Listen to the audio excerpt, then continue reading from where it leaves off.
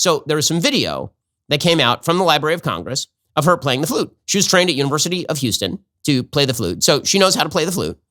Doesn't mean she's like one of the world's great flautists in the same way that I'm not one of the world's great violinists, right? Being trained from a young age to play, you can be pretty good, and that doesn't make you one of the world's, but she's a celebrity, understood. Okay, so here's the video that is uncontroversial of her playing at the Library of Congress.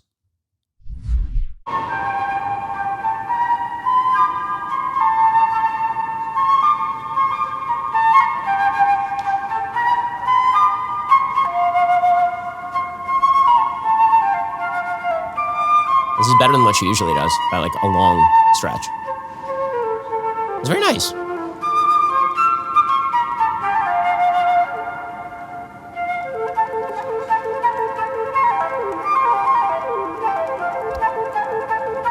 This is very nice. I'm enjoying this. She's a pretty good flautist. Like, great. Okay, so that's non-controversial. Okay, then there's the clip that everybody's making a big deal out of. As the New York Times suggests, right? The big thing that happened with Lizzo is that she brought this flute to a concert, James Madison's flute to a concert, and she proceeded to twerk with it. So this is the thing that the entire world saw, was Lizzo wearing essentially a skimpy outfit, twerking with James Madison's flute. Not the first one, which is a very respectful treatment of a historic instrument, but instead, Lizzo bringing forth a historic instrument to twerk with it, which, of course, is the point. Okay, here is the clip of Lizzo. You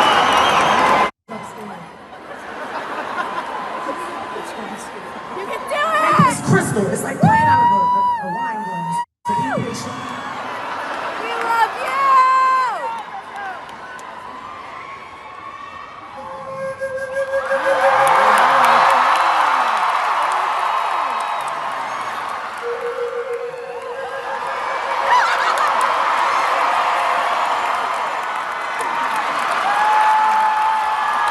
Okay, and then she said something about how she twerked and played James Madison's crystal flute from the 1800s. We just made history tonight. We'll get to more on this in just one moment. First, the government is addicted to spending. The price on everything is going up, but there is no reason you should be paying too much for your cell phone service. Here's the thing. If you're paying Verizon, AT&T, or T-Mobile, you're spending too much money. So here's the thing that you can do. You can switch your cell phone service over to Pure Talk.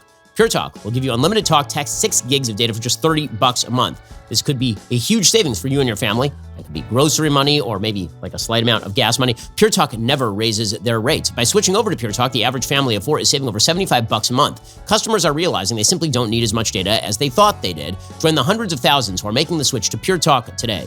When you switch to Pure Talk with my special discount, you get 50% off your very first month of coverage. Just head on over to puretalk.com, choose your plan, enter promo code Ben for this special offer. You know, the big guys, they're spending all of your money on social media initiatives, and they also don't particularly like your politics. They don't really like you very much. You're just a big bag of money to them. That's not the case over at Pure Talk. Head on over to puretalk.com, enter code Ben, get 50% off your very first month, and start saving money today. So the history wasn't made when she actually went to the Library of Congress and played very nicely. It was when she played one note and twerked with James Madison's flute. Okay, so this is what I'm going to call the face tattoo syndrome.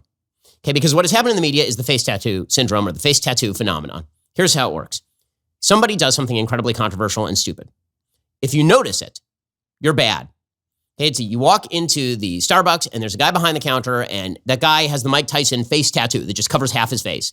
And you're staring at it because how can you not stare at a person with a giant face tattoo? And he's like, what are you looking at, bub? Are you offended by my face tattoo? You're like, well, I mean, you did get a face tattoo to draw attention to yourself. So if you're asking my opinion of the face tattoo, I think it was a bad idea and it looks terrible.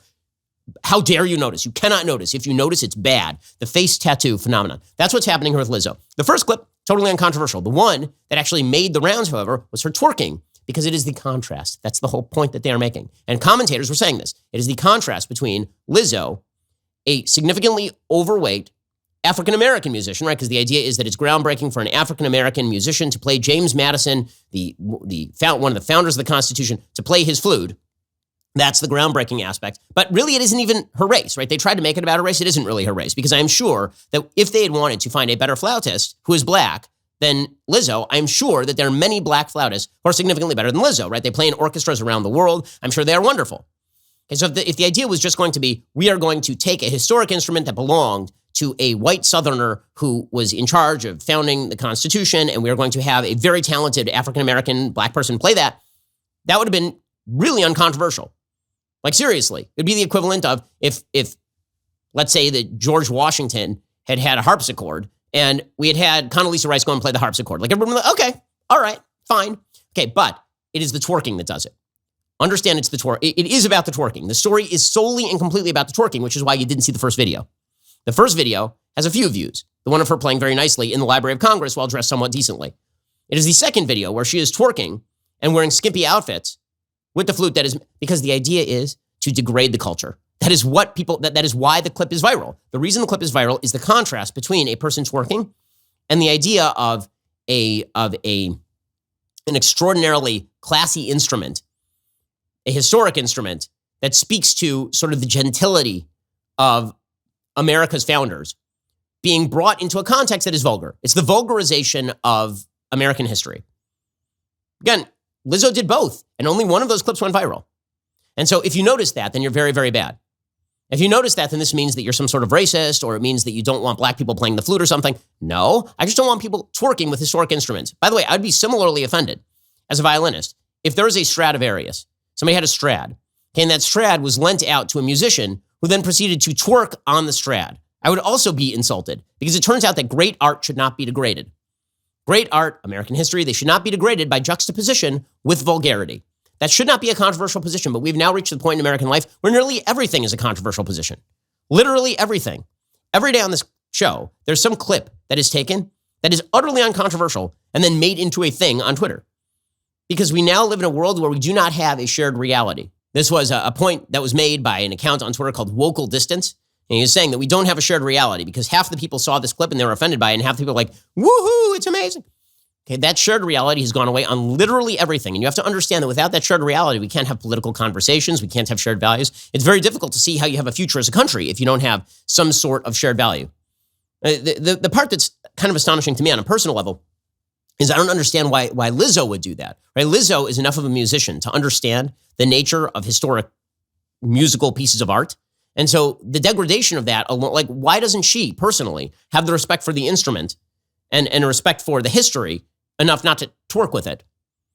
I mean, and by the way, the left would have the same exact reaction if somebody took the Mona Lisa off the wall at the Louvre and then went and twerked with it at some sort of rock event. They'd have exactly the same reaction because degradation of the past, degradation of great art is part and parcel of something that the deconstructionist left loves. They love the idea that great art doesn't exist, that all art is equivalent, that Robert Mapplethorpe's Piss Christ is actually a form of art. Right? Everything is art in the eye of the beholder. And that's what's really going on here. And if you notice it, then they're like, how dare you notice this? Well, if you hadn't made a big deal out of it, I wouldn't have noticed it. If you didn't think it was historic, if you didn't think it was important, you wouldn't have done it. It also demonstrates, by the way, just how much the sort of institutions of American government have been taken over by members of the woke left. When you have members of the Library of Congress who are reaching out to Lizzo to have her twerk with a flute, that says something. Like, the Library of Congress is supposed to be a place where you preserve historic instruments and respect them, not a place where you give it to people who are then going to twerk with those instruments on stage to the cheers of a gaggle of morons. Alrighty, guys, the rest of my show is continuing now. You're not going to want to miss it. We will be getting into the latest on the economy, plus a clip from Vice on the rehabilitation of sex offenders that goes wildly wrong. If you're not a member, click the link in the description and join us.